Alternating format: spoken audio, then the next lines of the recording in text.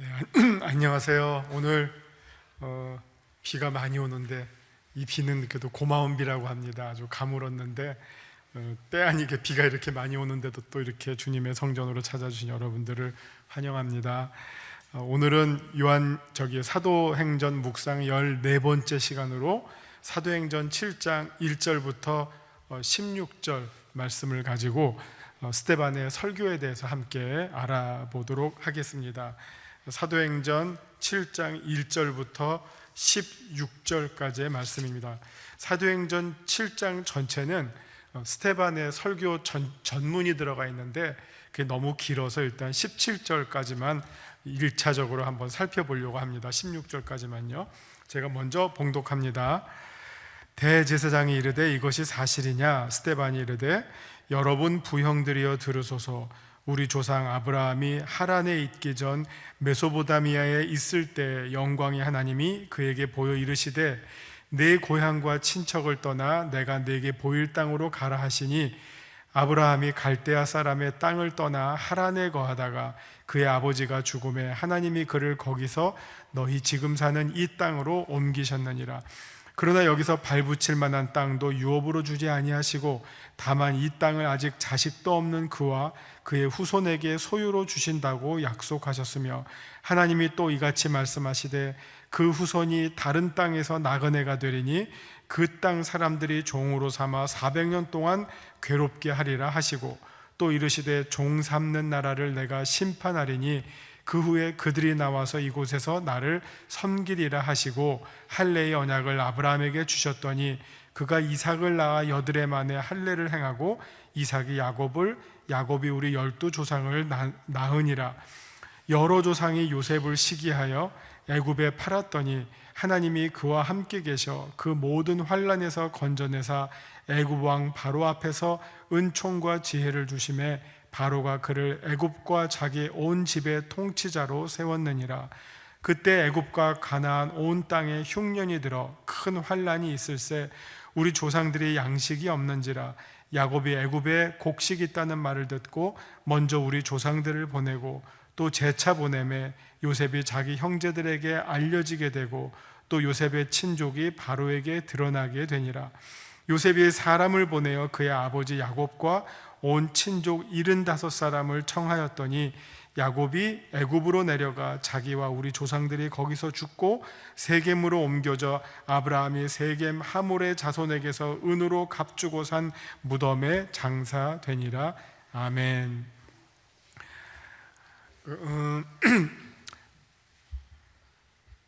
사도행전을 보면 유명한 설교가 이제 앞에서부터 등장합니다. 우리가 베드로의 설교를 이미 듣지는 못했지만 읽었습니다. 그래서 오늘 보시는 부분은 이제 베드로에 이어서 스데반의 설교를 보게 됩니다.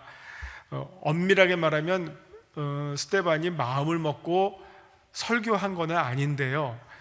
그를 고발했던 그 사내들인 공회 앞에서 대제사장들 앞에서 자기의 변론을 하는 내용이 곧 설교문과 다를 바가 없습니다. 그래서 우리가 제목을 스데반의 설교문 이렇게 했습니다.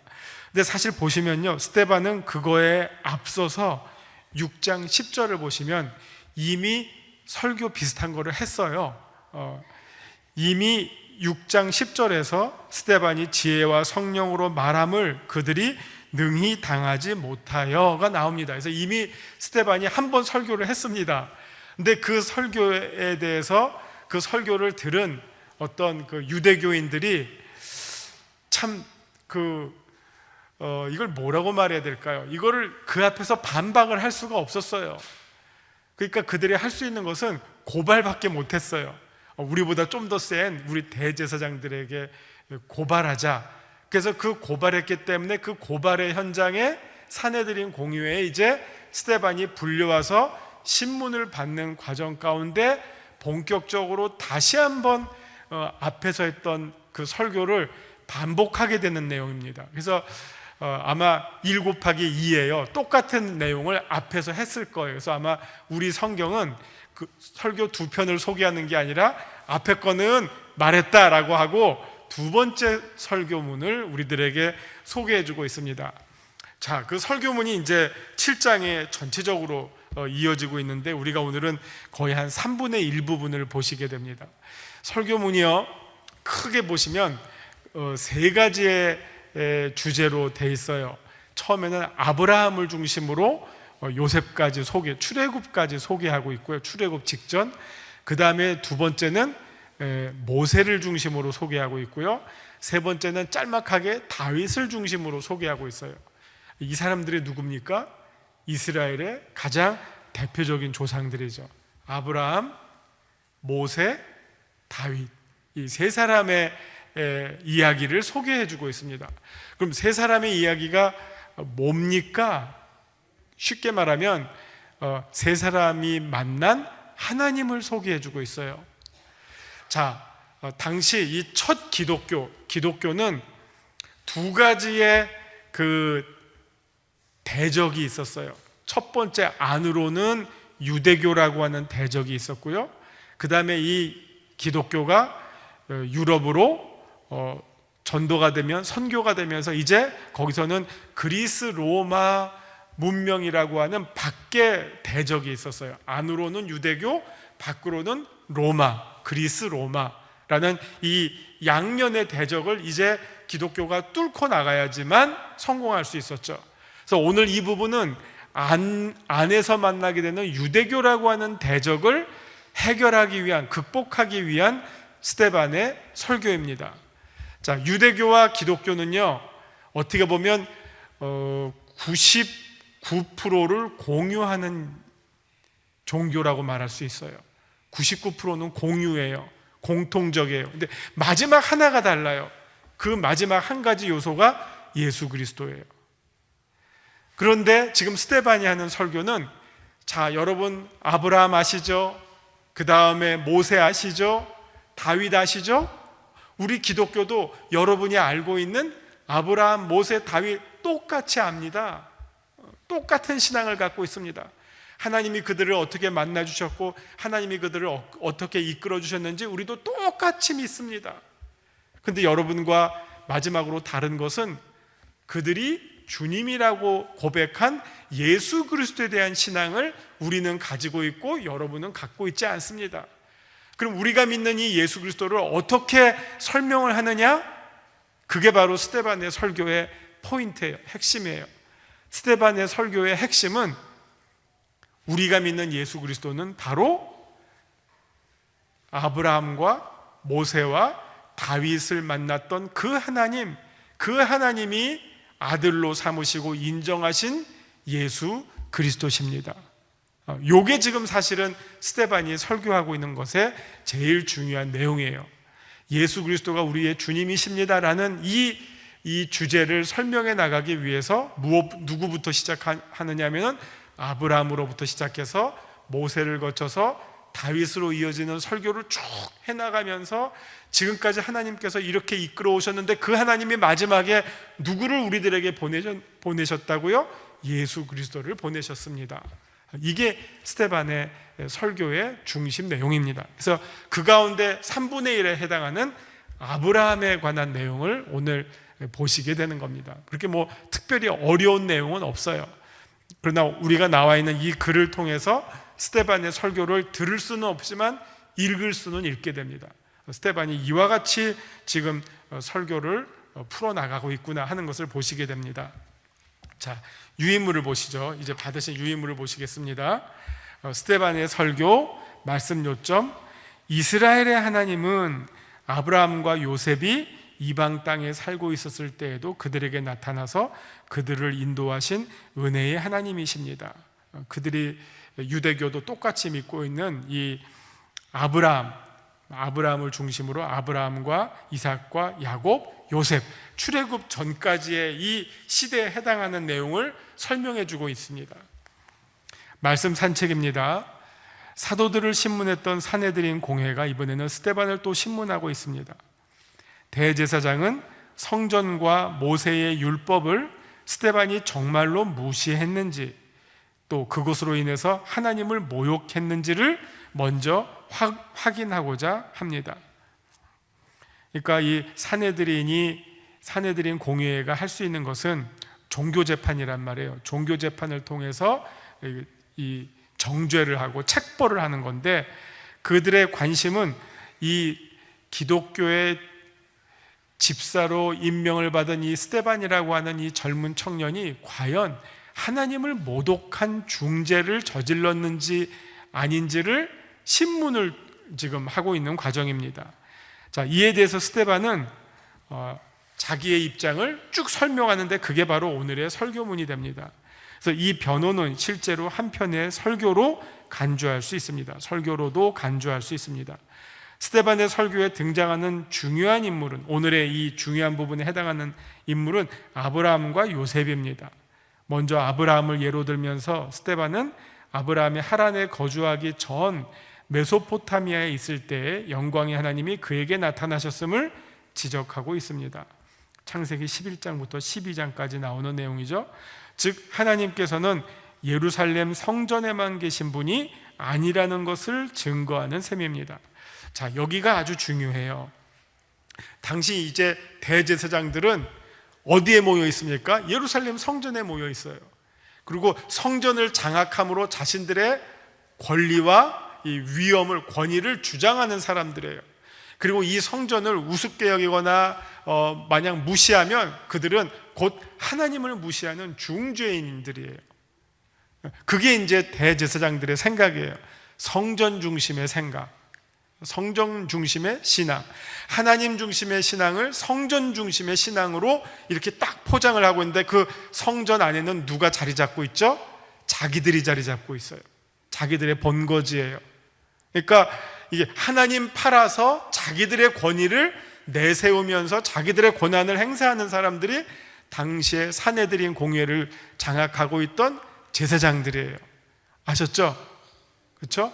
그런데 지금 스데반이 아브라함을 설명하고 있어요.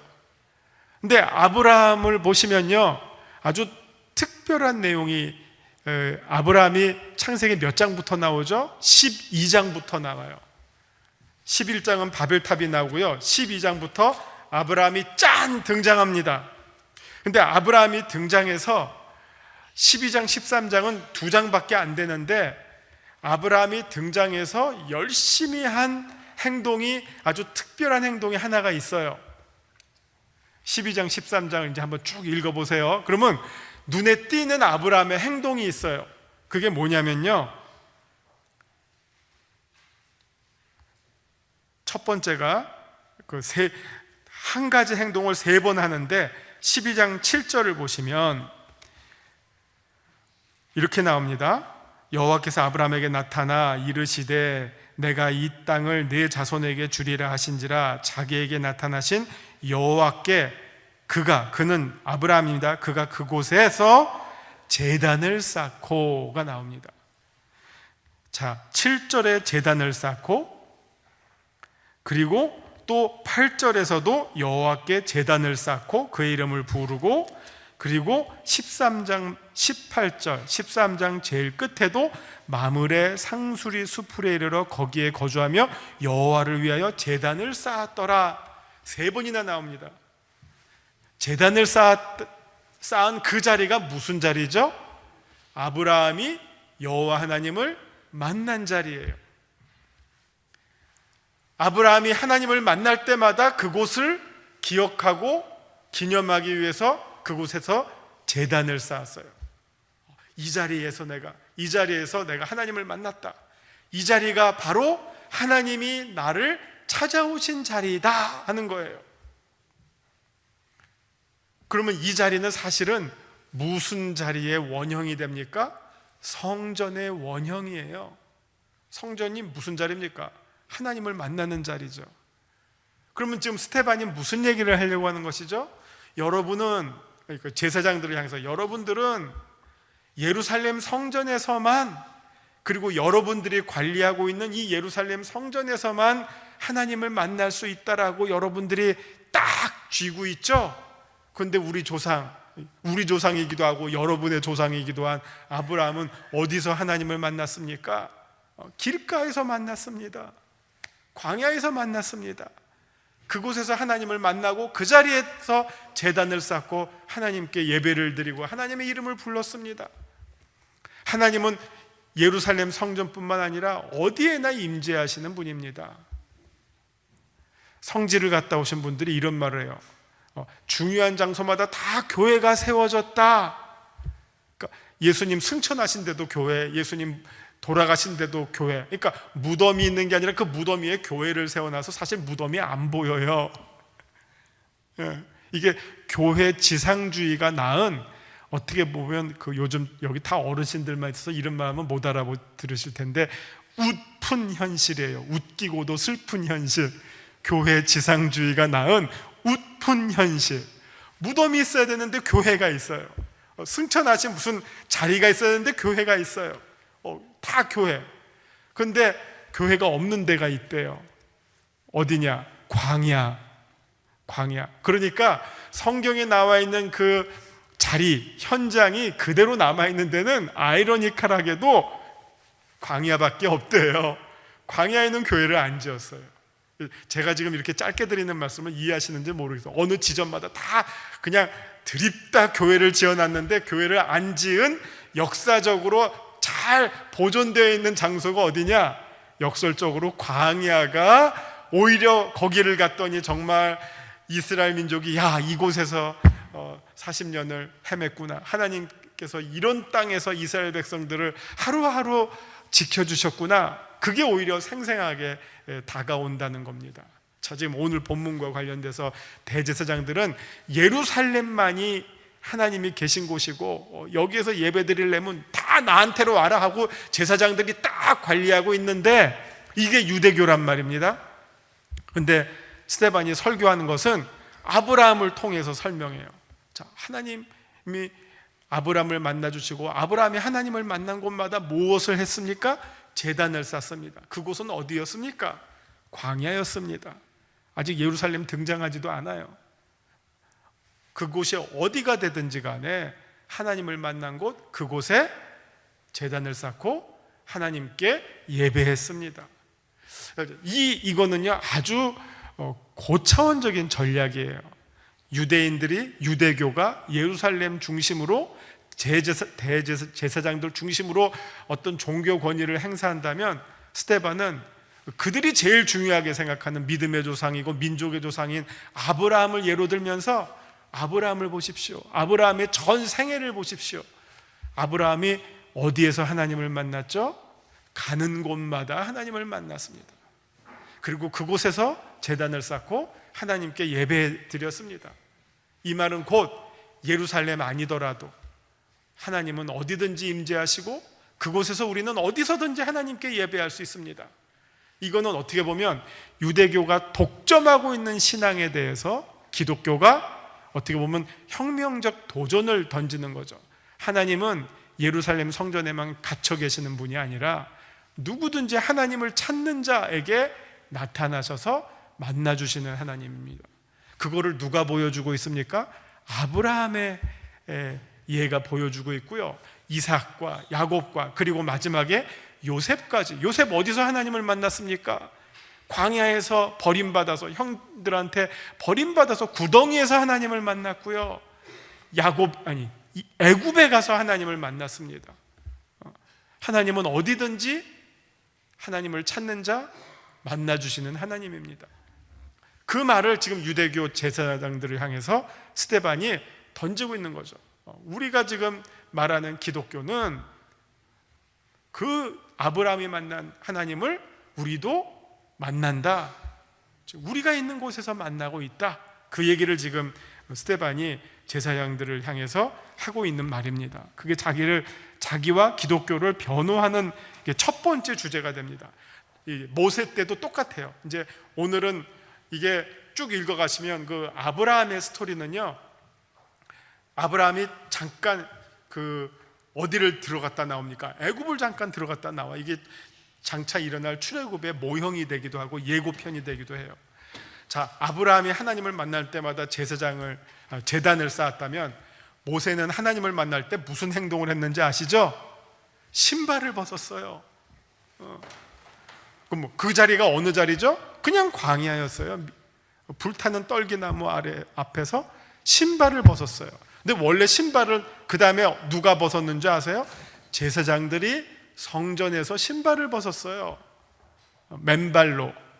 하나님을 만나는 누구든지 맨발로 하나님께 다가갔어요. 우리는 지금 다 신발 신는 문화지만, 그래서 그 옛날에는 하나님을 만날 때는 맨발로 갔어요.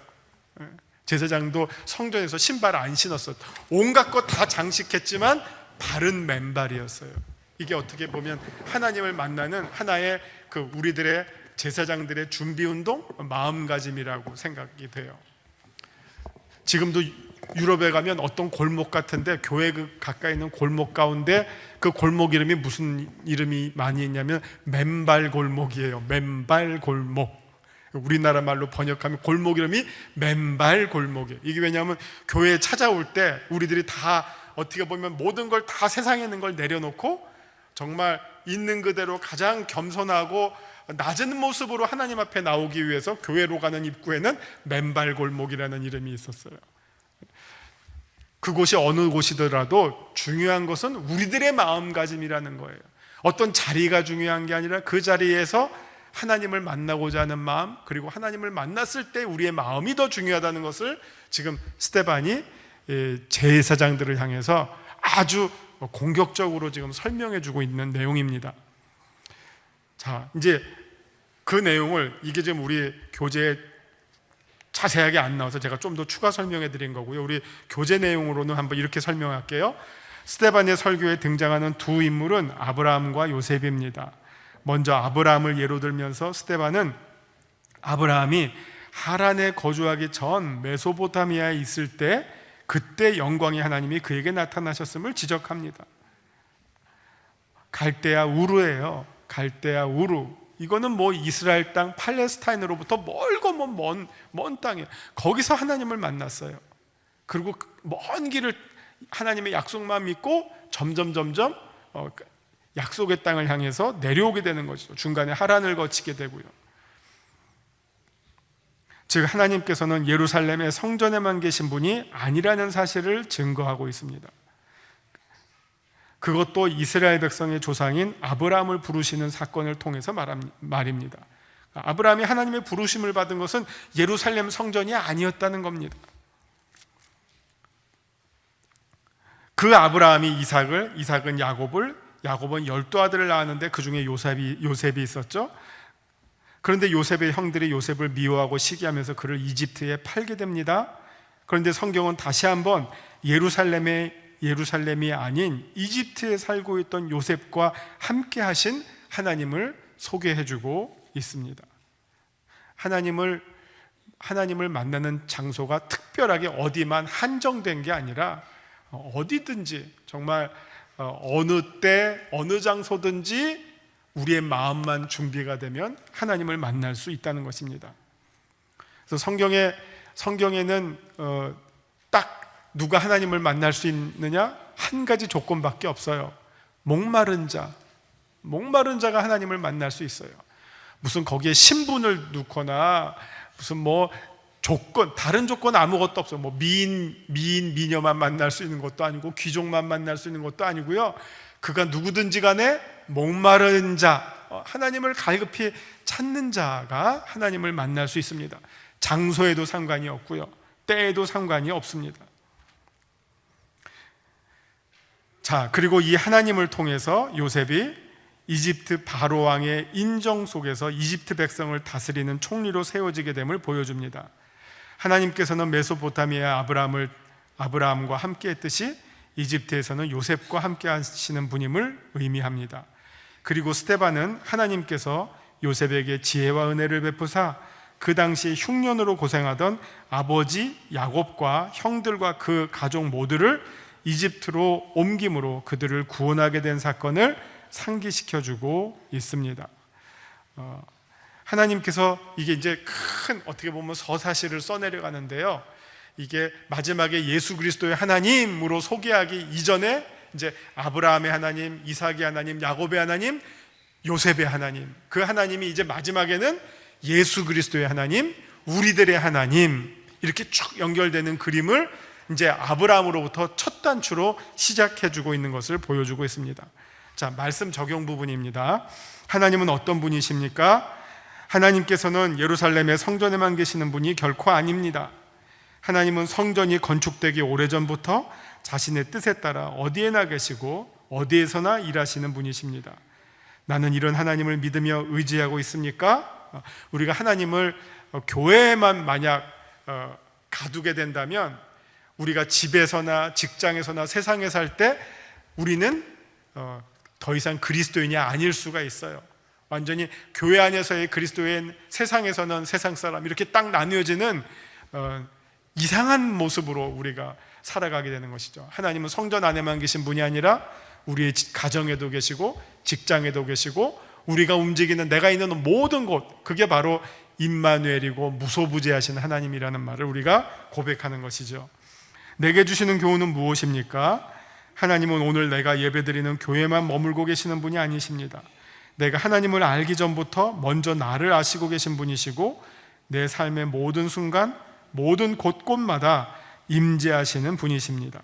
하나님은 나의 직장생활, 가정생활, 취미생활, 나의 삶 모든 곳에 언제나 함께 하시는 분이심을 우리들이 믿고 고백하고 인정하고 생활해야 하겠습니다. 자, 말씀에 따른 기도로 마칩니다. 기도하시겠습니다. 하나님, 어디에서나 나와 함께 하시는 주님의 임재하심에 내 마음과 눈이 열리게 하여 주시옵소서. 특별히 이제 저희들이 민족의 제일 큰 명절 설날을 가족과 이웃과 더불어 맞이하게 됩니다.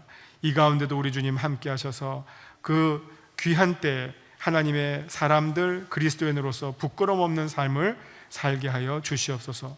그리스도의 증인으로서의 삶을 잘 살아내게 하여 주시옵소서. 예수님의 이름으로 기도합니다. 아멘.